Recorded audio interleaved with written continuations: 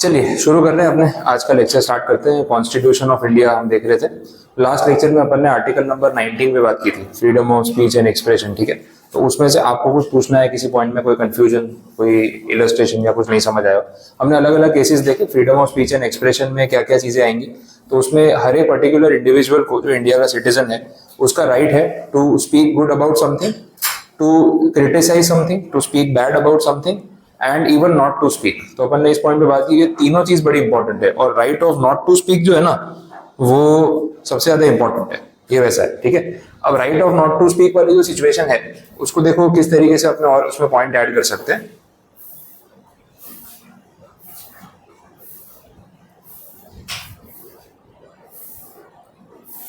एक और पॉइंट मुझे उसमें उस दिन ऐड कराना था, जो अभी ध्यान आ रहा है तो भी बोल देता हूँ।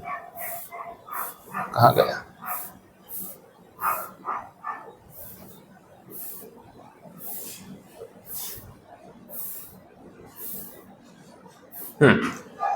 Right of not to speak वाला जो पॉइंट है, उसके साथ जो ये पॉइंट है बैड स्पीच, इसके ऊपर थोड़ा सा डिस्कशन कर देते हैं। ठीक है, बैड स्पीच, गुड स्पीच और बैड स्पीच वाले पॉइंट में ये क्या चीज है? किसी के बारे में बुरा बोलना हो तो बुरा बोल सकते हैं। फिर अपन ने वो पॉइंट देखा था, that was related to defamation.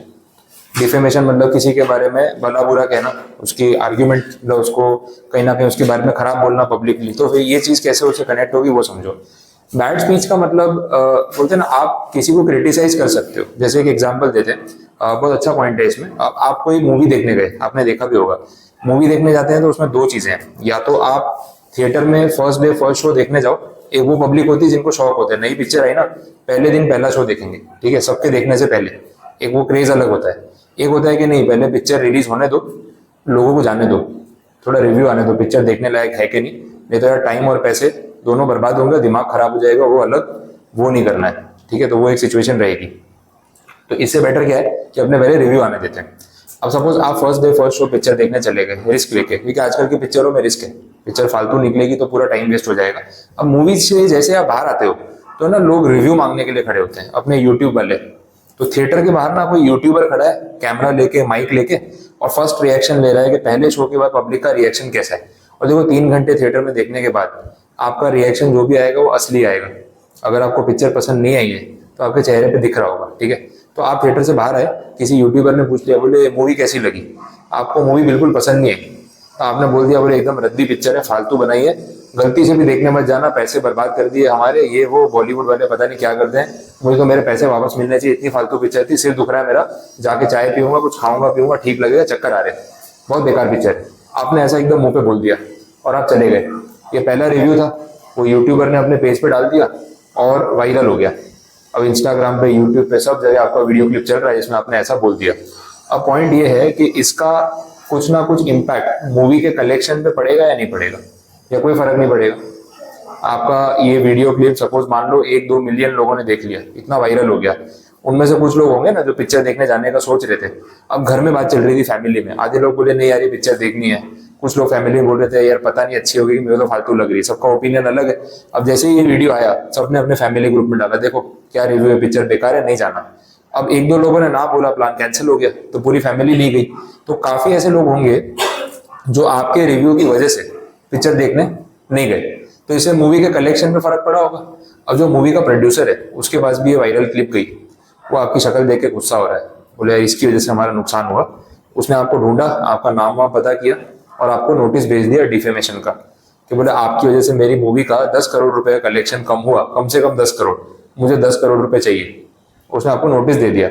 आपने बोला भाई किस बात का नोटिस, मुझे पिक्चर अच्छी नहीं लगी, मैंने बोल दिया, तो उसमें प्रॉब्लम क्या है? बोले नहीं आपको पिक्चर अच्छी नहीं लगी तो आपको अपने तक रखना चाहिए था, आपने ऐसे यूट्यूब पे, टीवी पे बोल दिया, मेरा नुकसान हो गया। आप नहीं बोलते तो और लोग देखने जाते, क्या पता उनको पिक्चर पसंद आती, तो आप पैसे भरोगे इसके। तो आपको क्या लगता है सिचुएशन में आपका पैसे भरना बनता है क्या? या आपको राइट है ऐसा बोलने का? जो आपने बोला वो आप बोल सकते हो, कुछ उसमें गलत किया आपने। ये बैड स्पीच वाले में चलेगा ये चीज, freedom of speech and expression में? डेफिनेटली। देखो मूवी अगर कोई थिएटर में रिलीज करता है तो किस पर्पज से कर रहा है? लोगों को दिखाने के लिए। पब्लिक स्पेस में आप जानबूझ के अगर आप उसको रिलीज कर रहे हो, जैसे आप सोशल मीडिया पे हो, ठीक है, तो आपने इंस्टाग्राम पे आजकल चलता है, आपने रील वील बनाते रहते हैं, तो आपने कोई जैसा डांस कोई सॉन्ग पे परफॉर्म किया, 15-20 सेकंड 30 सेकंड का क्लिप, और आपने अपने इंस्टा पेज पे डाल दिया। अब वो आपने क्यों डाला पब्लिक में? ताकि लोग देखें उसको। तो फिर आप वेट कर रहे होते हो कि लोग लाइक मारेंगे, कितने लाइक आए, कितने कमेंट आए, कमेंट में लोगों ने क्या अच्छा अच्छा लिखा, पर वो एक्सपेक्ट कर रहे होते हैं ना। तो आपने उस एक्सपेक्टेशन से तो उस कंटेंट को सोशल मीडिया में प्रमोट किया। मूवी का एक्टर और मूवी का प्रोड्यूसर भी तो सेम इंटेंशन से थिएटर में पिक्चर रिलीज कर रहा है, तो उसके बाद दे मस्ट बी रेडी कि अब क्रिटिसिज्म भी हो सकता है, तारीफ भी हो सकती है। आप देख लो, कमेंट बॉक्स पढ़ो, कितने लोग गालियां दे रहे होते हैं, क्या पिक्चर है, क्या गाना है, कुछ एक्टिंग नहीं आती इसको, कितने लोग होते हैं बहुत अच्छी एक्टिंग की, सुपरस्टार है, ये है वो है। तो दोनों कमेंट्स उसको एक्सेप्ट करने पड़ते हैं। तो जब आप पब्लिक डोमेन में कोई कंटेंट रिलीज करते हो विद एन इंटेंशन के लोग उसको देखें, तो लोग देखने के बाद अपना व्यू देने वाले हैं, और वो व्यू में गुड स्पीच भी होगी और बैड स्पीच भी होगी, लोग क्रिटिसाइज भी करेंगे। तो you should be able to handle it. अब बैड स्पीच सुन के अगर आप डिप्रेशन में चले गए तो फिर रहने दो, पिक्चर में काम ही मत करो, क्योंकि गाली देने वाले 50 लोग होंगे और 50 लोग तारीफ करने वाले भी होंगे। तो आपको इस पे ज्यादा फोकस करना पड़ेगा और इसको इग्नोर करना पड़ेगा। अच्छा, इसमें भी दो चीजें हैं। एक, बैड स्पीच में ना जेन्युइन क्रिटिसिज्म होता है कि यार देखो आपने एफर्ट किया, पिक्चर अच्छी बनाई, बट ये ऐसे हो सकता था तो और बेटर लगता, दैट इज कंस्ट्रक्टिव। और एक होता है लोग फालतू की गालियां दे रहे होते हैं, इसको कुछ नहीं आता, ये वो तो होने ही वाला है। तो आप अपना देखो ना कि भाई आपको फीडबैक क्या मिला, सही फीडबैक क्या मिला, आप डिसीजन लो। बट लोगों का बोलने का हक नहीं छीन सकते। अब जो जो आपके यूट्यूब पेज पे, इंस्टा पेज पे नेगेटिव कमेंट करता है, आप उसको लीगल नोटिस भेज रहे हो, वो नहीं हो सकता। सबका अपना राइट है अपने कमेंट देने का, अपना व्यू पॉइंट देने का। आपके रिएक्शन की वजह से अगर वो मूवी के प्रोड्यूसर का 10 करोड़ का क्या 100 करोड़ का भी नुकसान हो गया तो उसका प्रॉब्लम है, आपका प्रॉब्लम नहीं। ठीक है, आपने अपना पर्सनल कमेंट दिया, आपने ये बोल दिया कि पिक्चर बहुत बेकार है, गलती से मत देखना, वो आपका ओपिनियन है, आप बोल सकते हो, उसमें आपके ऊपर कोई लीगल केस नहीं हो सकता। लेकिन अब इसको थोड़ा सा चेंज करते हैं। अब इसमें ऐसा है कि मान लो मूवी में कोई एक्टर है, ठीक है, अपना सलमान खान। सलमान की मूवी आपने देखी, आपको मूवी बिल्कुल पसंद नहीं है, सपोज फॉर एग्जांपल आपने रिव्यू में ऐसा बोल दिया कि सलमान खान बहुत बुरा इंसान है, बहुत ही खराब इंसान है, एक्टिंग तो इसको नहीं आती है, वैसे ही बहुत बेकार इंसान है, इसकी पिक्चर तो गलती से भी देखने मत जाना। अब यहाँ जो आपने बोला ना, वो आपने थोड़ी लाइन क्रॉस कर दी। बैड स्पीच में आप है ना उसके काम को क्रिटिसाइज कर सकते हो। आप ये बोल सकते हो कि सलमान खान को मैंने स्क्रीन पे एज एन एक्टर देखा और बहुत बुरी एक्टिंग करता है, मेरे हिसाब से इसको एक्टिंग का ए भी नहीं आता है, तो इसकी पिक्चर देखना मत ही जाना, मेरे को बिल्कुल पसंद नहीं। ठीक है, फेयर इनफ, आपने बहुत रूड भी बोल दिया, फेयर इनफ। लेकिन आपने बोला सलमान खान बहुत बुरा इंसान है। अब वो बोलेगा आप पर्सनली जानते हो मेरे को, आप मिले हो मेरे से, आपने बात की कोई मेरे से, बिना मुझसे मिले, बिना मुझसे कम्युनिकेट किए आपने ये कैसे जज कर लिया कि मैं बुरा इंसान हूं? मैं बुरा एक्टर हूं ठीक है, लेकिन मैं बुरा इंसान हूं, ये आपने कैसे जज कर लिया? तो अगर वो आपने बोल दिया ना, तो that will amount to defamation. ठीक है, ये वो पर्सनल रिमार्क हो गया, डिफेमेशन। आई बात समझ में? दूसरी सिचुएशन लेते हैं, आप मेरे पास पढ़ने आए, ठीक है, तो अब जब आए तो मैंने आपको बोला भैया आप ट्रायल ले लेना, डेमो ले लो, 5 दिन पढ़ के देख लो, 3 दिन पढ़ के देख लो, आपको मेरा टीचिंग समझ में आया तो कंटिन्यू करना, नहीं आया तो मत करना। ठीक है, ये बात हुई। अब आपने 3-4 दिन पढ़ा, आपको मेरा पढ़ाया हुआ समझ आया तो आपने ज्वाइन कर दिया, अब नहीं आया तो आपने नहीं ज्वाइन किया। अब अगर आपको मेरा पढ़ाया हुआ समझ नहीं आया और आपने यहाँ कंटिन्यू नहीं किया, अब आपको कोई स्टूडेंट बाहर जाके मेरे बारे में पूछेगा कि यार इग्नाइट एकेडमी में ज्वाइन करना है तो कैसा है वहाँ पे, तो आपका रिस्पॉन्स क्या होगा कि मैंने ट्रायल लिया, मुझे मजा नहीं आया, सर ने क्या पढ़ाया मुझे इतना समझ में नहीं आ रहा था, उनका टीचिंग जो भी है, बोलने का तरीका ये वो तो नहीं अच्छा लगा, तो मैंने ज्वाइन नहीं किया। अब आपने ये नेगेटिव रिव्यू मेरे बारे में दिया, मुझे वो स्टूडेंट फिर मिलने आई बाद में, सपोज उसने फिर इंक्वायरी की, उसने डेमो लिया, उसको अच्छा लगा, तो उसने मुझे बोला सर मैंने इसको पूछा तो उसने तो ऐसा बोला कि आप अच्छा नहीं पढ़ाते और मजा नहीं आया, वो डेमो लेने आए भी थे, उन्होंने ज्वाइन नहीं किया। अब मैं इसमें क्या कर सकता हूँ? मैं आपके खिलाफ कोई लीगल एक्शन ले सकता हूँ। मैंने आपको फोन किया, बोला आपने ऐसा क्यों बोला, तो आप क्या बोलोगे? सर आपने तो बोला डेमो ले लो, समझ आए तो ज्वाइन करना, नहीं आए तो मत करना। हमने तो ज्वाइन भी नहीं किया, हमको नहीं समझ आया, तो हमारा ओपिनियन है ना, हमको आपका पढ़ाया नहीं समझ आया तो आप फोर्स थोड़ी कर सकते हो। फेयर इनफ, आपने मेरे पढ़ाने के तरीके को क्रिटिसाइज किया कि नहीं अच्छा लगा, तो ठीक है आप बोल सकते हो, आपका राइट है। अब मुझे भी वो एक्सेप्ट करना आना चाहिए ना, फिर मैं पर्सनली आपके खिलाफ कुछ बोल रहा हूँ, झगड़ा कर रहा हूँ, आपको उल्टा सीधा बोल रहा हूँ, आपको लीगल नोटिस भेज रहा हूँ, तो वो चीज अच्छी नहीं है। हाँ, लेकिन आपने मेरे बारे में पर्सनल रिमार्क किया कि सर का नेचर खराब है, सर ऐसे हैं वैसे हैं, मतलब काम को लेके नहीं, पर्सनली मुझे लेके, जबकि ऐसा कुछ अपने बीच में हुआ नहीं, तो मैं आपको बोल सकता हूँ कि यार मैंने आपको पर्सनली क्या बोला ना, मैंने आपसे कोई ऐसी बुरी बात की ना, कोई गलत बात की ना, कोई गलत बिहेव किया, आपको मैंने पढ़ाया, आपको मेरा पढ़ाया नहीं समझ आया, बोल सकते हो कि टीचिंग अच्छा नहीं है, बट एज अ पर्सन मैं अच्छा नहीं हूँ या मैंने कोई बुरा किया, आप ये किस बेसिस पे बोल रहे हो? तो there is a difference between the two, criticising someone's work and criticising someone as a person in particular, दोनों में डिफरेंस है।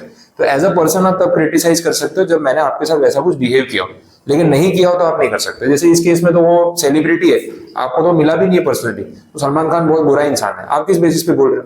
तो वो चीज पर्सनल हो गई, वो नहीं चलेगा। तो बैड स्पीच में आप क्या बोल रहे हो ना, उसकी एक लिमिटेशन है, जिसको ना रीजनेबल रिस्ट्रिक्शन, वो यहाँ पे रहेगा। आया पॉइंट समझ में? क्लियर? तो उस दिन अपन ने ये बात डिस्कस नहीं की थी, मुझे जस्ट स्ट्राइक हुई, मैंने ऐड करा दिया। और कुछ आपको पूछना हो यहाँ तक जितना पढ़ा है? क्लियर है? चलो तो आगे बढ़ सकते हैं। तो ये अपना 19 वाला पार्ट तो पूरा हो गया था, ये सारे केसेस अपन ने देख लिए थे। रीजनेबल रिस्ट्रिक्शंस पे बात हो गई थी, freedom of speech, freedom of assembly, ये सब पे बात हो गई थी। Freedom of association, movement, last हमने देखा था वो काम को लेके, ट्रेड एंड ऑक्यूपेशन, जो काम करना चाहो कर सकते हो, कोई रोक नहीं सकता है। हाँ, उसमें जो रीजनेबल रिस्ट्रिक्शंस है वो आपको फॉलो करने पड़ेंगे। लाइसेंसिंग रिस्ट्रिक्शंस हो सकते हैं, पढ़ाई कंप्लीट करनी पड़ेगी, मेंबरशिप नंबर लेना पड़ेगा, ये सब हो सकता है। अब अपने सीएस इंस्टीट्यूट की अपन बात कर रहे थे, इसी पॉइंट को लेके अगर देखें तो आपके लिए उन्होंने पूरा एक सिस्टम बनाया हुआ है। CSEET, फिर CS executive, CS professional, training, ठीक है, फिर उसके बाद मेंबरशिप और इंटर्नशिप भी आपको करनी है। सॉरी, ट्रेनिंग के साथ साथ आपकी इंटर्नशिप भी रहेगी। अब ये सब कुछ पूरा करने के बाद आपको मिलती है मेंबरशिप, फिर आपके नाम के आगे फॉर्मली लगेगा CS। समझ में आ रहा है? ठीक है, तो यहां तक पहुंचने के लिए ये जर्नी कंप्लीट करना mandatory. Now this is kind of a reasonable restriction, जो ये सारे स्टेप्स पूरे करेगा वही CS बनेगा, अदरवाइज नहीं। आप ऐसा नहीं कर सकते अपने खुद के नाम की दुकान खोल के बैठ गए, बाहर CS का बोर्ड लगा लिया, वो नहीं चलेगा। तो ये प्रीफिक्स लगाने के लिए ना आपको पहले इसे पूरा करना पड़ेगा। तो this is a reasonable restriction, ठीक है, वैसे बोल सकते हैं। एग्जाम्पल हो गए। चलो आगे बढ़ते हैं। 19 वाला तो मेरे हिसाब से अपना ब्लॉक कंप्लीट है। अब आ जाते हैं नेक्स्ट ब्लॉक पे, article number 21, protection of life and personal liberty. अब इसमें ऐसा है, protection of life and personal liberty बोला है, किसी भी पर्सन को आप उसके बेसिक राइट्स देने से रोक नहीं सकते। In a way life and liberty जो टर्म यूज हो रहा है मैं उसी पे जा रहा हूँ। Right to live with dignity, respect के साथ समाज में जीने का अधिकार सबको होना चाहिए। अब देखो, वैसे आप फिजिकली अलाइव हो, सांस ले रहे हो, दिमाग चल रहा है, हार्ट बीट चल रही है, you are alive, but is that enough कि भाई उतना ही इनफ है? रिस्पेक्ट और डिग्निटी की जरूरत नहीं है आपको। अभी आप एक सोसाइटी में रह रहे हो, समाज में रह रहे हो, यहाँ पे आ रहे हो, घर पे रह रहे हो, अपने दोस्तों मिल रहे हो, रिलेटिव्स में रहते हो, तो एक बेसिक रिस्पेक्ट तो आपको मिलती है ना। अब मान लो कोई रोज आपको पब्लिकली ह्यूमिलिएट कर रहा है, उल्टा सीधा बोल रहा है, आपको गालियां दे रहा है, आपको मार पीट रहा है, और आप मेंटली उस चीज से इतने परेशान हो रहे हो और ऐसे ही सर्वाइव करना पड़ रहा है, कोई टॉर्चर कर रहा है आपको एक तरीके से मेंटली, तो क्या ऐसा राइट है किसी को ऐसा करने का आपके साथ? और डेफिनेटली नॉट। बोले जिंदा तो है ना, कौन सा मार दिया तुझे? अरे भाई, जिंदा होना अलग चीज है और ऐसे हाल में रखना अलग चीज है। मन की शांति भी तो जरूरी है। तो कोई मेंटली किसी को टॉर्चर करे, डिसरिस्पेक्ट करे, परेशान करे, तो वो भी गलत है। तो आर्टिकल 21 बोला है, protection of life and personal liberty, peacefully जीने का राइट सबको है और मेंटल टॉर्चर फेस करना किसी के लिए भी जरूरी नहीं। वैसा तो राइट टू लिव बोला जाता है उसको। No person shall be deprived of his life और personal liberty except according to the procedure established by law. अभी एक्सेप्ट क्यों आया? सपोज आपको जेल में डाल दिया, होता है ऐसा?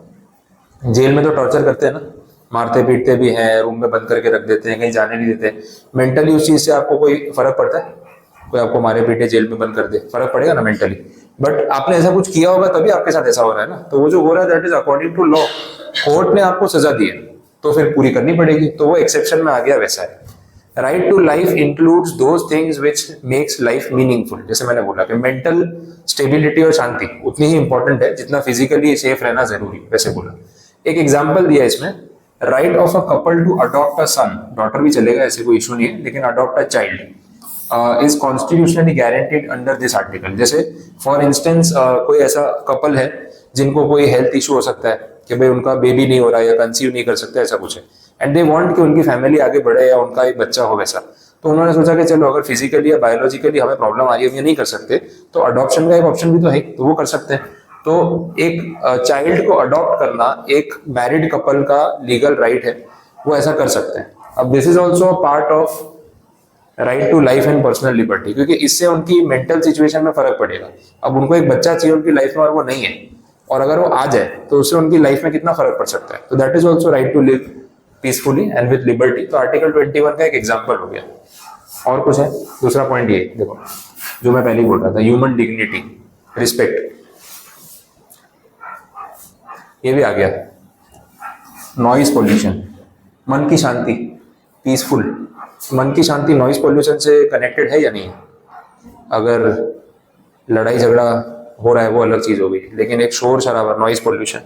अब ये नॉइज पोल्यूशन वाला प्रॉब्लम कब आता है? अभी अपना फेस्टिव सीजन, शादियों का सीजन।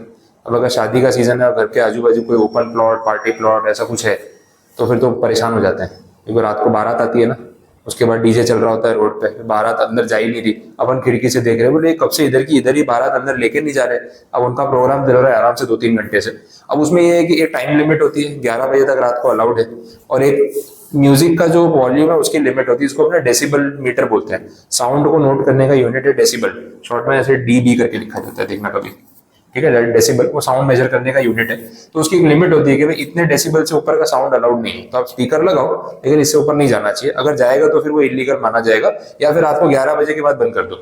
बट अगर उसके बाद भी कंटिन्यू शोर चल रहा है तो एक पॉइंट के बाद तो आप मेंटली फ्रस्ट्रेट हो जाओगे कि यार ये क्या है, बंद ही नहीं करते। तो नॉइज पोल्यूशन भी राइट टू लिव वाले आर्टिकल 21 में कवर होता है। It is also an important aspect, इसके खिलाफ भी आप लीगल एक्शन ले सकते हो, ठीक है, ये बोला हुआ है।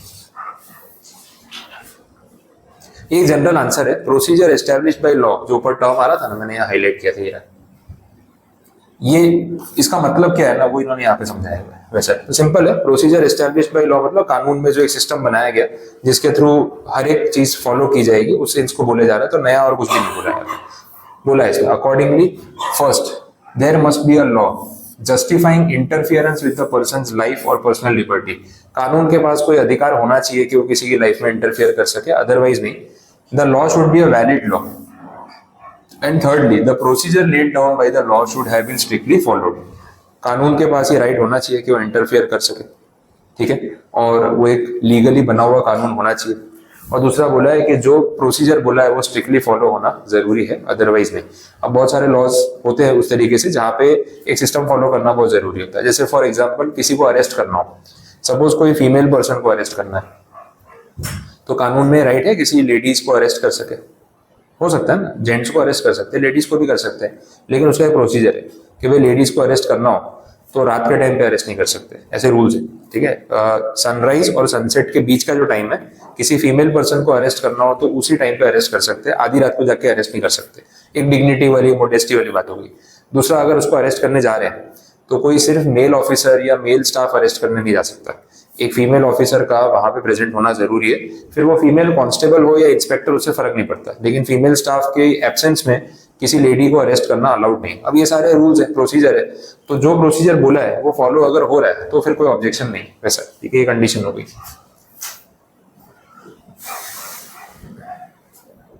जो रिपीट है वो जाने देना। और भी चीजें हैं, पर्सनल लिबर्टी जो टर्म यूज हो रहा है, सब एग्जांपल्स हैं, एमसीक्यू में काम आ सकते हैं। Right to bail, right not to be handcuffed, right to speedy trial, right to free legal aid, ये सब एग्जांपल्स हो गए। पर्सनल लिबर्टी का क्या मतलब है? राइट टू बेल मतलब, ये वर्ड सुना आपने, बेल किसे बोलते हैं? हाँ, जेल से छूट जाएंगे ऐसा, तो केस खत्म हो जाएगा या फिर जेल में रहना नहीं पड़ेगा?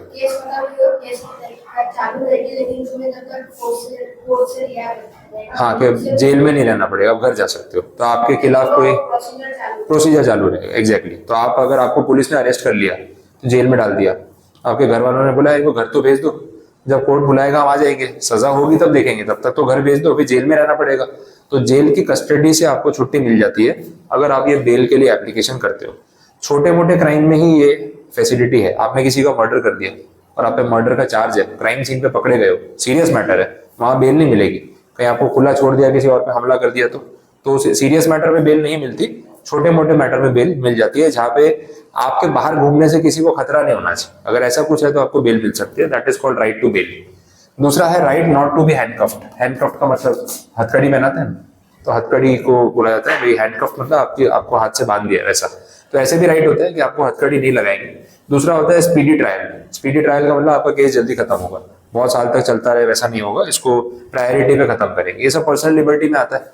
फ्री लीगल एड, तो ऐसा बोलते हैं कानून जो है ना वो सिर्फ अमीरों के लिए नहीं होना चाहिए। अगर कोई फाइनेंशियली वीक है और उसको अगर कोई लीगल हेल्प चाहिए, उसका भी यहाँ पे ऑप्शन होना चाहिए। So that is right to free legal aid. अब फ्री लीगल एड के लिए रूल्स बने हुए, एक टर्म बताता हूँ, आगे आएगा कभी, जब आएगा ना वापस याद कराऊंगा। टर्म है पॉपर, ये टर्म है, लीगल टर्म है पॉपर। पॉपर का मतलब है पुअर पर्सन, जिसके पास रोटी कपड़ा मकान बेसिक जो नेसेसिटी होती है ना उतने पैसे भी नहीं है, उसको बोलते हैं पॉपर। अब अगर एक ऐसा पर्सन, आजकल बोलते हैं रोटी कपड़ा मकान और वाईफाई, 4 चीजें, ठीक है, बेसिक नेसेसिटी में आती है, इंटरनेट के बिना कहाँ काम चलता है, तो वो अपडेट हो गया सेंटेंस। तो रोटी कपड़ा मकान और वाईफाई, ये चारों चीजें इसके पास नहीं है, उसको क्या बोलेंगे, पॉपर। अब उस बेचारे के साथ भी तो इनजस्टिस हो सकता है, ठीक है। अगर उसको कोर्ट में जाके लीगल हेल्प चाहिए तो वो कैसे अफोर्ड करेगा, क्योंकि जैसे ही आप कोर्ट में जाओगे ना खर्चे शुरू हो जाएंगे, भाई पेपर बनवा के लाओ, स्टैम्प पेपर लगवा के लाओ, टाइप करा के लाओ, वकील की फीस भरो, कोर्ट की फीस भरो, बोले आते ही खर्चा करा दिया, इतने तो पैसे ही नहीं मेरे पास। तो ऐसे इंसान को कोर्ट में जाने का तो फिर राइट ही नहीं मिलेगा। तो उनके लिए ना फ्री लीगल एड की फैसिलिटी होती है, सरकार खुद वकील आपको अपॉइंट करके देती है, कोर्ट की फीस माफ कर देती है, वो सब होता है, ठीक है। तो वो भी आपका एक पर्सनल लिबर्टी वाला पॉइंट हो गया वैसा। बोलो यहां तक कुछ कंफ्यूजन, क्लियर है point? Next, right to education, ये तो आपने सुना ही होगा, ये आया था 2002 में, 86th अमेंडमेंट हुआ था, उसमें एमसीक्यू है तो फिर ये चीज अगेन मैटर करेगी, और थोड़ा इसको टिक कर लो।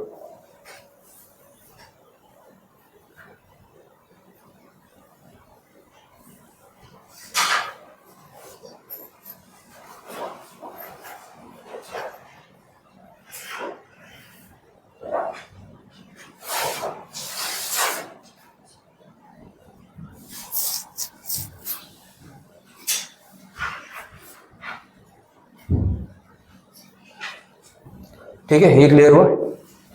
According to this the state shall provide free and compulsory education to all children at the age of 6 to 14 years in such manner as the state may by law determine.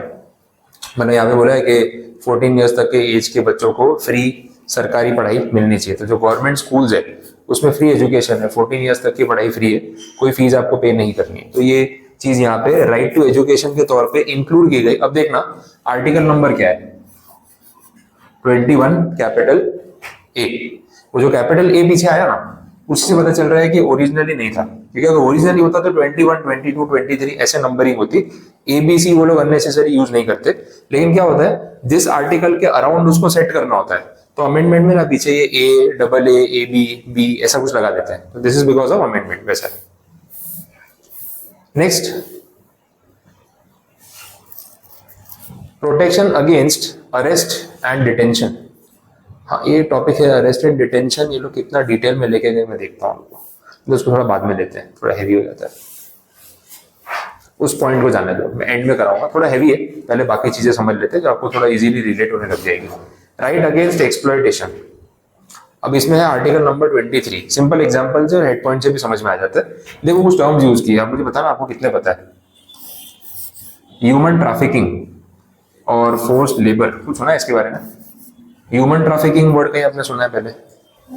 थोड़ा बहुत याद करके बताओ। हाँ, ह्यूमन बीइंग्स का उनको खरीदना बेचना, ऐसा भी होता है, that is called human trafficking.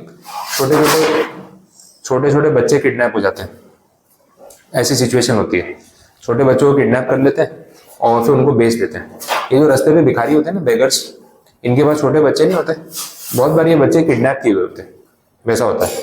तो छोटे बच्चों को किडनैप कर लेते हैं, इनको बेच देते हैं और फिर वो बच्चों को भीख मांगने के लिए यूज करते हैं, ऐसा होता है। और ये बहुत खराब रैकेट है, और कुछ स्टेट्स में तो पूरी गैंग चलती है जो लोग यही काम करते हैं। मतलब जहाँ पे ऐसे केसेस होते हैं ना, वहाँ लोग बच्चों को ना अपने घर में आंगन में खेलने नहीं देते। मतलब कंपाउंड में बच्चा छोटा खेल रहा है ना, घर वाले 5 मिनट के लिए अंदर गए, बाहर से कोई उठा के ले जाएगा। और इतने छोटे बच्चों को किडनैप करते हैं कि उस बेचारे को ना बोलना आता है, ना उसको उसका घर पता है, ना माँ बाप को कोई पहचान पाएगा। बड़ी खराब सिचुएशन हो जाती है। अब सोचो इतना 1-1.5 साल का 2 साल का बच्चा हो, उसको बोलना भी नहीं आता हो, उसको उठा के ले जाए तो कहाँ वो वापस मिलेगा?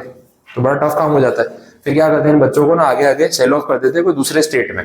अब इंडिया में अगर कोई बच्चा एक स्टेट से चोरी होकर दूसरे में चला जाए, आप कभी ढूंढ पाओगे उसको? आपको पता ही नहीं चलेगा कहाँ गया होगा, इतनी खराब सिचुएशन। तो बेगर्स के जो गैंग होती है उसमें बहुत बार ऐसी भी चीजें होती है। This is called human trafficking, लोगों को खरीदना और बेचना इलीगली अपने फायदे नुकसान के लिए, वैसा।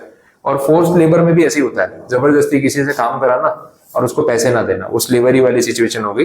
या तो ना के बराबर पैसे दे रहे हो और काम करा रहे हो, काइंड ऑफ एक्सप्लॉयटेशन। तो अगर ये कोई करता है तो ये चीज जो है एक्सप्लॉयटेशन वाली कैटेगरी में आती है और इसको इलीगल माना जाता है, ये इम्प्लाइड सी बात है, वैसा है। ठीक है, ये पॉइंट है। अब आर्टिकल नंबर 23 में ये पूरी कंडीशन दे रखी है कि अगर ऐसा कोई करेगा तो अनकॉन्स्टिट्यूशनल है, बहुत सीवियर क्रिमिनल ऑफेंस है। और ह्यूमन ट्रैफिकिंग और ये चाइल्ड लेबर और ये सब जो होता है, इसमें एक इंडियन पर्सन को रिसेंटली कुछ साल पहले वो नोबेल प्राइज मिल चुका है। नोबेल प्राइज सुना है?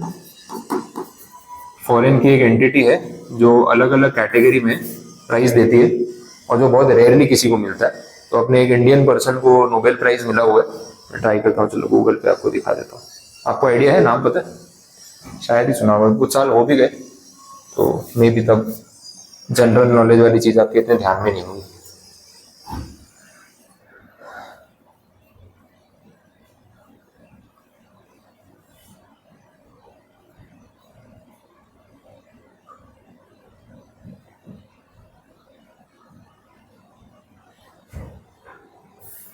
ये नाम है इनका, कैलाश सत्यार्थी।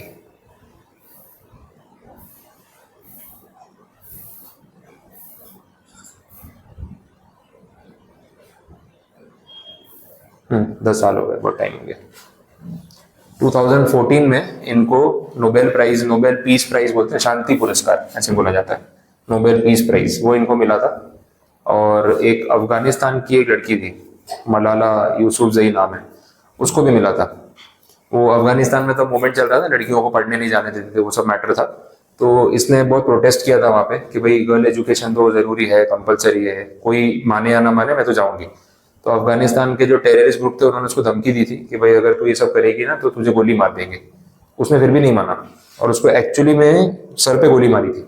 उसके बाद वो सर्वाइव की, बच गई, और उसके बाद उसको ये प्राइज मिला कि भाई बच्चों की पढ़ाई के लिए, गर्ल चाइल्ड एजुकेशन के लिए उसने उतने फेस किया कि गोली मारती तो भी डरी नहीं उस तरीके से। तो ये बड़ा मैटर हुआ था तब। तो ये जो कैलाश सत्यार्थी है इंडिया से, इनको नोबेल प्राइज जो है वो दिया गया था। उसकी कुछ डिटेल्स तो मैं आपको बताता हूँ, जनरल नॉलेज में भी काम आ सकता है और क्या।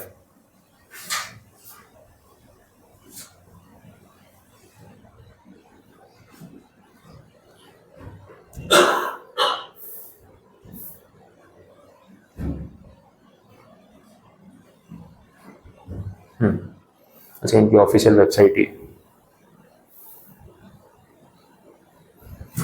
for their struggle against the suppression of children and young people and for the right of all children to education। इस इंटेंशन से या इस वजह से उनको मिला था, वैसा है।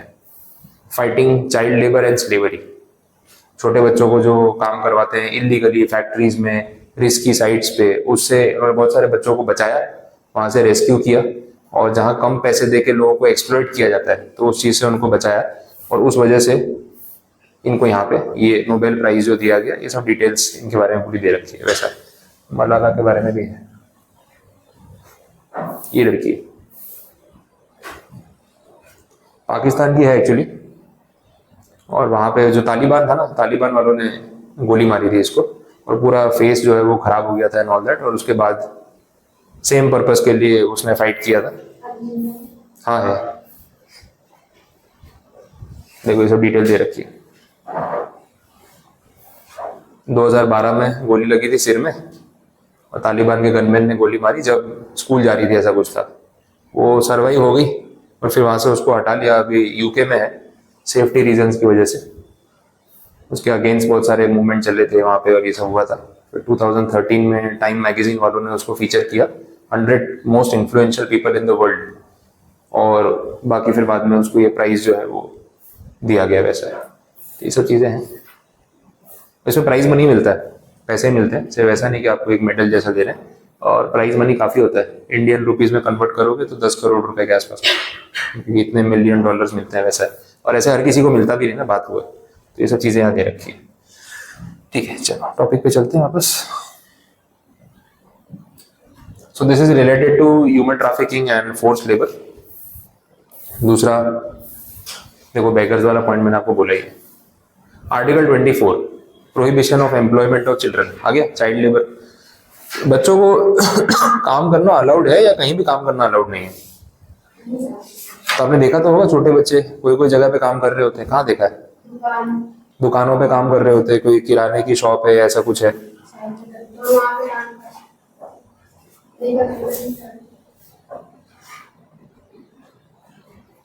हाँ, चाय की टपरियों पे काम करते हैं तो अलाउड है, इलीगली काम करते हैं। अब देखो इसमें फर्क है, ये कंसेप्शन आपका क्लियर कर रहा हूँ।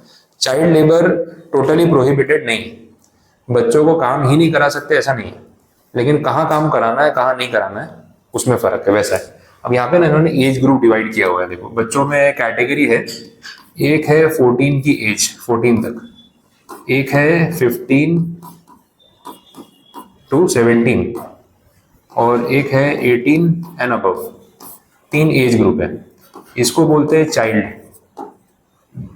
ठीक है, इसको बोलेंगे एडोलसेंट और इसको बोलते हैं एडल्ट। ये एडोलसेंट बोला जाता है 15 से 17 की एज। अब इनको पूरा चाइल्ड भी नहीं बोल सकते और एडल्ट भी नहीं बोल सकते, तो एक बीच में एज ग्रुप है उसको डिफाइन किया। ये जो एक्ट है अपना child labour prohibition and regulation, word देखो प्रोहिबिशन एंड रेगुलेशन। अब इसमें सीन ये है, ये जो एज ग्रुप है ना, ये बच्चों को भी आप काम करवा सकते हो, लेकिन कहाँ पे काम करा सकते हो उसके रिस्ट्रिक्शन है। हैजार्डस फैक्ट्रीज जहाँ पे उनको चोट लग सकती है, केमिकल्स, गैसेस, मशीन्स हैवी, ये सब वहाँ नहीं काम करा सकते। लेकिन छोटी मोटी दुकान है, जैसे आपने बोला चाय की टपरी ऐसा कुछ है, तो वहाँ पे क्या उनको कोई रिस्क नहीं है, तो वो वहाँ पे काम कर सकते हैं। 15 टू 17 वालों के लिए भी ऐसा ही, इनको भी काम करा सकते हैं लेकिन सिलेक्टेड जगह पे और सिलेक्टेड जगह पे नहीं। तो इसकी ना पूरी लिस्ट यहाँ पे शेड्यूल में दे रखी है कि किस एज ग्रुप के पर्सन को कौन सी फैक्ट्री में और कौन सी जगह पे काम करना अलाउड है, कौन से पे नहीं है। तो आप जो फूड शॉप्स या फिर कोई किराने की दुकान या स्टेशनरी की दुकान देखते हो, वहां पे अगर कोई छोटा बच्चा काम कर रहा है तो वो लीगल है और उनके आवर्स लिमिटेड होते हैं। अब ये जो बच्चा है ना, इसको आप पूरा दिन काम नहीं करा सकते, इसको दिन में मैक्सिमम 6 आवर अलाउड होता है, 6, वो भी ब्रेक टाइम के साथ। 5 घंटे का वर्किंग टाइम, 1 घंटे का ब्रेक, पार्ट टाइम, ताकि बाकी वो सुबह 6 से 14 साल का बच्चा सुबह स्कूल जा सके। बाकी दिन में अगर फैमिली में फाइनेंशियल इश्यूज हैं तो कमाने के लिए जा सकता है, काम कर सकता है, तो उसमें प्रॉब्लम नहीं है। तो ये सारी चीजें आर्टिकल 24 में कवर होती है, ये बोला हुआ है, ठीक है। नेक्स्ट आर्टिकल 25, अभी अलग ब्लॉक आ गया, एक्सप्लॉयटेशन वाला खत्म, ये आ गया right to freedom of religion. देख लेते हैं।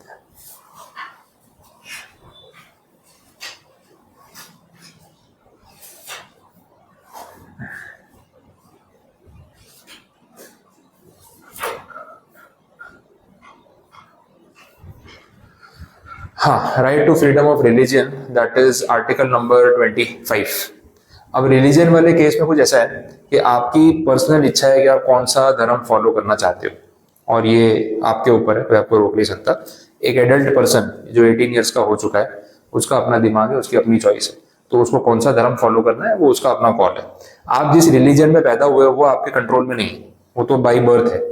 लेकिन अगर आपको लगता है कोई और रिलीजन आपको फॉलो करना है और आप उसमें शिफ्ट करना चाहते हो वॉल्यूंटरीली, जबरदस्ती नहीं, किसी के फोर्स से नहीं, आप कर सकते हो, तो that is called freedom of religion, जिसकी बात यहाँ पे हो रही है। सेक्युलरिज्म वाला पॉइंट फिर से आ गया, तो freedom of conscience and free profession, practice and propagation of religion, मतलब जो धर्म आपको अच्छा लगे उसको फॉलो करना, उसको प्रैक्टिस करना, उसको प्रमोट करना। प्रोपोगेशन का मतलब होता है लोगों को उसके बारे में बताना, और कॉन्शियंस एंड फ्री प्रोफेशन मतलब अपने मन से अपनी मर्जी से फॉलो करना, किसी के दबाव में नहीं, ये आप कर सकते हो।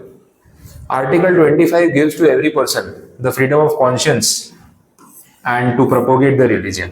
जैसे आप भाई अगर हिंदू धर्म को मानते हो, आप उसी में बॉर्न भी हुए, आप उसको मानते हो और आपको लगता है बहुत अच्छा रिलीजन है, तो आप इसके बारे में लोगों को अच्छी अच्छी बातें बताते हो कि हमारे धर्म में ये लिखा है। कितनी बार लोग बोलते हैं कि अपने रिलीजन में तो लिखा हुआ है कि ऐसा करना चाहिए, वैसा करना चाहिए, तो दैट इज ओके ना, अच्छी बात ही तो बता रहे हो कि भाई दान धर्म करना चाहिए, किसी की हेल्प करनी चाहिए, कोई भूखा हो तो उसको खाना खिलाना चाहिए, पानी पूछना चाहिए। अब इसमें गलत बात क्या है? तो और ये अपने रिलीजन में कहीं लिखा है तो आप बोले भगवत गीता में ये लिखा है, इस श्लोक में वो लिखा है, रामायण में ये बोला गया है, ऐसा कुछ है तो अच्छी बात है, आप करो, कोई प्रॉब्लम नहीं उसमें। आप इस्लाम में रिलीजन को मानते हो तो उनकी होली बुक्स में भी, कुरान में बहुत अच्छी अच्छी बातें लिखी है, आप वो फॉलो करते हो, आप उसको बता रहे हो, कर सकते हो। क्रिश्चियनिटी फॉलो करते हो, बाइबल की बातें बता रहे हो। और आप देखना इन फ्यूचर, थोड़ा अभी तो थोड़ा एज ग्रुप आपका डेवलपिंग है, लेकिन आगे जाके थोड़ा जब मेच्योरिटी आती है और चीजें अपन सीखते हैं, और इस एज में धर्म कर्म में दिमाग कम लगता है, लेकिन आगे जाके थोड़ा बहुत स्पिरिचुअलिटी आती है, तो आप होली बुक्स को थोड़ा स्टडी करोगे ना, तो आपको लगेगा भगवत गीता, कुरान और बाइबल में मेजोरिटी पॉइंट सेम ही लिखे हैं, मेजोरिटी बातें सेम लिखी है,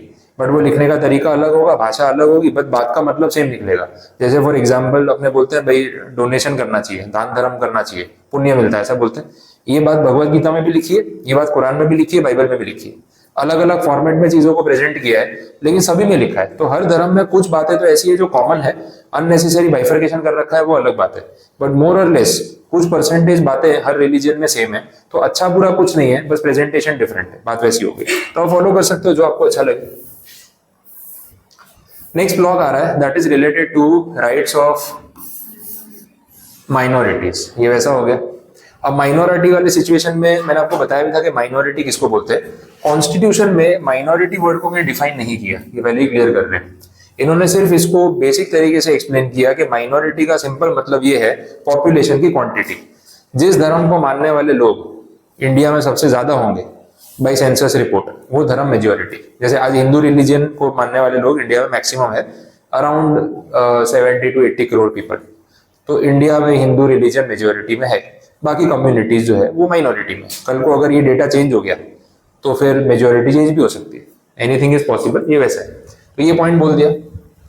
तो माइनॉरिटी को इस तरीके से समझाया। अब बात ये है कि माइनॉरिटी कम्युनिटी के अपने राइट, अपने इंटरेस्ट है, जिनको प्रोटेक्ट करना भी जरूरी है। क्योंकि जब सेक्युलरिज्म की बात कर रहे हो, इक्वालिटी की बात कर रहे हो, आप बोल रहे हो कि हर धर्म का इंसान पीसफुली शांति से इंडिया में रह सकता है, तो उसको उसके सारे हक मिलने चाहिए। अब ये माइनॉरिटी के राइट्स में आता क्या है, ये आर्टिकल नंबर 29 इस चीज को समझा रहा है। वैसा लैंग्वेज, स्क्रिप्चर्स मतलब जो अपनी होली बुक्स होती है, कल्चर, ये सब चलेगा। ये सारी चीजें आप यूज कर सकते हो। जैसे फॉर इंस्टेंस सपोज आप बंगाली हो, बंगाल से हो, आप गुजरात में रह रहे हो, तो गुजरात में बंगाली में बात कर सकते हो क्या, कि अलाउड नहीं है? तो किसी को समझ नहीं आ रहा वो अलग चीज है, लेकिन कर तो सकते हो ना। अब दो बंगाली लोग बात कर रहे होते हैं यहाँ पे सूरत में बंगाली में, आप बोल सकते हैं अरे बंगाली नहीं बोलते, अलाउड नहीं, गुजराती बात करो।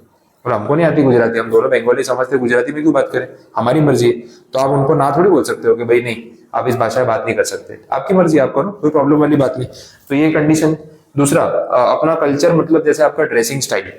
अब कितने रिलीजन में होता है कि कुछ ड्रेसिंग स्टाइल होता है स्पेसिफिक, और आप उनको देखोगे तो आपको पता चल जाएगा अच्छा ये रिलीजन को बिलोंग करते हैं। तो आप उनको इंसिस्ट कर सकते हो कि ये नहीं चलेगा यहाँ पे, आप जैसे कपड़े हम बोल रहे हैं वैसे पहनो। भाई हमारे रिलीजन की ये एक यूनिफॉर्म है, समझ लो, लोग इसे हमको पहचानते हैं और हम अपने पर्पस के लिए पहनते हैं, किसी को दिखाने के लिए थोड़ी आप पहन रहे हैं। तो अगर भले आप मेजोरिटी कम्युनिटी को बिलोंग नहीं करते, लेकिन आप जैसे ड्रेसअप होना चाहते हो सकते हो, जो भाषा बोलना चाहते हो बोल सकते हो, जो खाना पीना आप प्रेफर करते हो खा सकते हो, कोई मना थोड़ी ना कर रहा है। तो ये सब चीजें होती हैं यहाँ पे। अब खाने पीने में भी हो सकता है, वेजिटेरियन है, नॉन वेजिटेरियन है, मीट में भी अलग चीजें हो सकती है, भाई चिकन हो सकता है, फिश हो सकती है, जो जो प्रेफर करता है वो खाए, कोई मना थोड़ी कर सकता है कि ये आप नहीं खा सकते, वो नहीं कर सकते, अलग चीज होगी। ये सब पॉइंट्स रहेंगे, ठीक है। तो ये सब पॉइंट्स यहाँ पे क्लैरिफाई किए कि माइनॉरिटी कम्युनिटी अपने इंटरेस्ट को प्रोटेक्ट कर सकती है और उसमें कोई प्रॉब्लम वाली बात नहीं है। तो ये क्लैरिफाई किया। और भी राइट्स है माइनॉरिटीज के related to education. Specific minority के राइट्स है रिलेटेड टू एजुकेशन। अब देखते हैं इसमें क्या बोला हुआ है। माइनॉरिटी कम्युनिटीज को एजुकेशन के लिए क्या राइट्स दिए गए वो समझो। आपने देखा होगा समाज का ट्रस्ट होता है, हर समाज वाले अपना अपना ट्रस्ट बनाते हैं, उसमें समाज के बड़े लोग जो फाइनेंशियली काफी स्ट्रांग है वो लोग पैसे लगाते हैं और फिर वो ट्रस्ट के थ्रू वो लोग स्कूल चलाते हैं। तो होता है ना, फिर अपने अपने समाज के बच्चों को वहां पे पहले एडमिशन देंगे ताकि उनकी पढ़ाई चलती रहे। तो यहाँ पे बोला है कि जो माइनॉरिटी कम्युनिटीज हैं उनके पास भी ये राइट है कि वो अपने समाज का ट्रस्ट क्रिएट करके अपने समाज के बच्चों के लिए स्कूल बना सकते हैं। उसमें कोई ऑब्जेक्शन नहीं है, लीगल परमिशन सब कुछ मिलता है, सरकार कितनी बार उनको फंडिंग भी देती है और आप अपने बच्चों को पढ़ाओ। एजुकेशन देने के लिए अगर कोई खर्चा कर भी रहा है तो अच्छी चीज है ना, उसमें बुरा क्या है। हर समाज का बच्चा अगर पढ़ने में आगे होगा तो पूरा समाज टुगेदर बढ़ेगा और सारी कम्युनिटी साथ में ग्रो करेगी, तो अच्छी बात है। तो बोला एजुकेशन इंस्टीट्यूशंस को एडमिनिस्टर करना, उसको चलाना, ये भी हर माइनॉरिटी को राइट मिलता है। क्रिश्चियंस की अलग क्रिश्चियन स्कूल्स हैं भाई, मुस्लिम्स की अलग इस्लामिक स्कूल्स हैं। अब उसमें क्या मिक्सचर होता है, वो अपना रिलीजन भी पढ़ाते हैं और एकेडमिक्स में जो अपन इंग्लिश मैथ साइंस पढ़ रहे हैं वो भी पढ़ाते हैं। तो दोनों चीजें चलती रहेंगी, कोई प्रॉब्लम वाली बात नहीं है, वो कर सकते हैं। ये पॉइंट क्लियर किया। फिर बोला है कि जो गवर्नमेंट है, स्टेट मतलब गवर्नमेंट, वो लोग डिस्क्रिमिनेशन नहीं कर सकते जब इन एजुकेशन इंस्टीट्यूशन को कुछ हेल्प चाहिए होती है। मतलब एक बजट होता है, सरकार के बजट में से ये सारे इंस्टीट्यूशंस को कुछ फंडिंग भी देते हैं कि भाई आपको डेवलपमेंट के लिए कुछ पैसा चाहिए तो हम प्रोवाइड करेंगे। तो एक धर्म के लोगों को दिया, दूसरे को नहीं दिया, ये नहीं होना चाहिए, कोई भेदभाव नहीं होना चाहिए, उस चीज का ध्यान रखा जाता है। ठीक है, मैं जितना रिपीट है फिर वर्ड टू वर्ड नहीं जा रहा हूँ, एक बार आपको पढ़ना पड़ेगा। कंफ्यूजन होगा तो फिर देखेंगे। बस ठीक है, यहाँ तक आते आते समझ लो ब्लॉक कंप्लीट हो गया। तो यहाँ तक आपको कुछ पूछना है, कुछ क्वेरी है तो बताओ। क्लियर हुआ, ये कंप्लीट है, देख लो। कोई पॉइंट वापस समझ ना हो, कुछ नहीं समझ आ रहा है तो बोलो।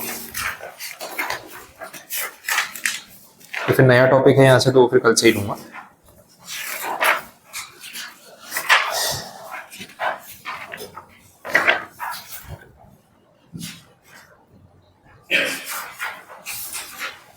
ठीक है, अब एक बार रीडिंग का रखना साथ में, ये फिर एमसीक्यू में क्या थोड़ा लैंग्वेज काम आएगी, फिर एक बार पढ़ते जाओ उसको साथ साथ में, फिर एमसीक्यू सॉल्व करोगे तो आपको आइडिया आ भी जाएगा। बुक्स है आपके पास, और जो अपने चैप्टर कंप्लीट हुए उसके एमसीक्यूज को आप फिर कंप्लीट करते जाओ। अपने ऐसा कुछ रखेंगे कि अभी वीकली टारगेट जैसा रख सकते हैं, एग्जाम्स भी इन बिटवीन तो डे टू डे टाइम नहीं मिलेगा, ये वीक में थोड़ा इशू रहेगा, बट एटलीस्ट इन बिटवीन जब आपको टाइम मिले थोड़ा बहुत उसको सॉल्व कर सकते हो। तो इसमें लॉ ऑफ थॉट्स अपना एक चैप्टर हो चुका है, और दूसरा इंग्लिश में लिसनिंग स्किल्स चैप्टर 5 हो चुका है। तो मेरा जितना हुआ है टॉपिक उतना आपको टारगेट संडे तक का रखना है। तो जो जो चैप्टर होते जा रहे हैं संडे को अपने फिर एमसीक्यूज का पूरा डाउट सॉल्विंग यहाँ पे डिस्कशन कर लेंगे। तो मैं आपको डे टू डे बर्डन अभी इस वीक नहीं दे रहा हूँ, नेक्स्ट वीक से एग्जाम नहीं है ना, फिर अपने डे टू डे भी कर सकते हैं, बट अभी वीकली टारगेट रखो कि इन बिटवीन जब टाइम मिले संडे तक। बढ़ेगी ना, अभी कम करा रखी तो बाद में बढ़ेगी नहीं। 4 घंटे का 3 घंटे किया है तो बाद में फिर 1 घंटा मेरे को ऐड तो करना ही पड़ेगा, क्योंकि फिर मैं इस पेज पे चल रहा हूँ तो मेरा सिलेबस स्लो हो जाएगा। हाँ, आगे पीछे एक बार बढ़ा देंगे, अब लेट नहीं बढ़ेगा तो जल्दी बढ़ा देंगे, तब तो कॉलेज का बर्डन भी नहीं रहेगा। तो 1:30-2 बजे आना हो तो लंच के बाद आराम से आ सकते हो, तो फिर कंप्लीट कर लेंगे। बिकॉज अभी कम्युनिकेशन या लॉ में ऑल्टरनेट चला रहा हूँ, बाकी 2 सब्जेक्ट आपके चल रहे हैं, बट करंट अफेयर्स भी लेना है, बिजनेस एनवायरनमेंट भी है मैम का, तो वो भी सब रहेगा ना। तो टाइम टू टाइम खत्म करना है तो फिर अपने को पेस मेंटेन करना पड़ेगा, वैसा तो हो भी जाएगा, इतना प्रेशर नहीं है। कॉलेज एग्जाम से फ्री हो जाओ फिर पूरा इस पे ध्यान दे दो। आपने ना 15-20 दिन अगर थोड़ा मेहनत करके निकाल लिया ना, तो समझ लो आपके 6 मंथ्स बाद में बच जाएंगे। तो पूरा एफर्ट कर दो, होपफुली क्लियर हो जाएगा, ऐसा प्रॉब्लम नहीं आएगा। इसलिए मैं आपको थोड़ा पुश कर रहा हूँ, एक बार पूरा पढ़ के ना एग्जाम दे दो। रिजल्ट जो होगा वो सेकेंडरी मैटर है, बट जितना आपने पूरा कवर करेंगे उतने उसके बाद 50% मार्क्स निकालने में इशू नहीं आएगा। और अगर 50% पे डॉट भी आप क्लियर हो गए, उसके बाद पूरी लाइफ में वो मार्क्स से कोई फर्क नहीं पड़ने वाला। बस ये है कि आपका 6 मंथ्स का टाइम बचेगा, अगला एग्जाम जून में आएगा तो आप मेहनत कर सकते हो। और जून वाले टाइम में क्या थोड़ा प्लस पॉइंट ये रहता है कि फेस्टिव सीजन बीच में नहीं आता है, पढ़ने का टाइम मिल जाता है, तो वो टाइम है ना यूज कर लेना चाहिए। जुलाई के बाद जो बच्चे परेशान होते हैं वो उनको पूछोगे मालूम पड़ेगा, क्योंकि रक्षाबंधन आती है ना, वहां से लेकर न्यू ईयर तक फेस्टिव सीजन ही चलता रहता है, पढ़ाई करना बहुत डिफिकल्ट है। रक्षाबंधन आएगी, फिर जन्माष्टमी आएगी, फिर बीच में नवरात्रि आएगी, फिर दिवाली आएगी, गणेश चतुर्थी आएगी, क्रिसमस आ जाएगा, टाइम ही नहीं मिलता पढ़ने का। और ये टाइम पे शादी के सीजन, घर वाले 4 शादियों में ले जाते हैं, वो वाला टाइम वेस्ट होता है। जून वाला सेशन जो है ना वो मिस नहीं करना चाहिए, फिर सीधा अगले साल आएगा। तो अगर आप ये अभी जनवरी में निकाल लेते हो तो आधा जैन, फेब, मार्च, अप्रैल, मई, ये पूरे सीजन में 2 फेस्टिवल आते हैं, एक उत्तरायण आती है, एक होली आती है। उत्तरायण ऑलमोस्ट आपका बैच स्टार्ट होगा तब आके चली भी जाएगी, या आपका रिजल्ट आएगा उससे पहले चली जाएगी, बीच में नहीं आती। होली 1 दिन का फेस्टिवल है, बाकी पूरा मार्च अप्रैल एग्जाम सीजन होता है, बोर्ड वाले बच्चों का, कॉलेज वालों का, अब पूरा माहौल पढ़ाई का होता है। उस टाइम पे ना आपको टाइम वेस्ट करने की अपॉर्चुनिटी सामने से नहीं मिलेगी, तो पढ़ाई अपने आप हो जाती है। तो अगर जैन में आप ये निकाल लेते हो, जून एग्जीक्यूटिव का अपना 3 सब्जेक्ट वाला जो ग्रुप है ना, अपने आराम से टारगेट करके उसको अपेयर कर सकते हैं। तो वो मोटिवेशन लेके चलोगे ना तो आपका टारगेट रहेगा। और अटेम्प्ट देके ट्राई तो करो, नहीं होगा तो वैसे भी में देना ही है ना, तो बेटर ये वाला दे दो। पास हो गए सोचो फायदा कितना है। और 6 महीने बचाने का मतलब है 6 महीने जल्दी सीएस बनोगे, 6 महीने जल्दी सैलरी स्टार्ट होगी। मैं तो 6 महीने की सैलरी जा रही है, इससे बेटर है पढ़ाई कर लो। बात समझ आ रही है? तो वैसे भी सोच सकते हो। बस तो ये क्लियर है अपना। आगे जो टॉपिक है फिर यहाँ से अपने कल कंटिन्यू करते हैं।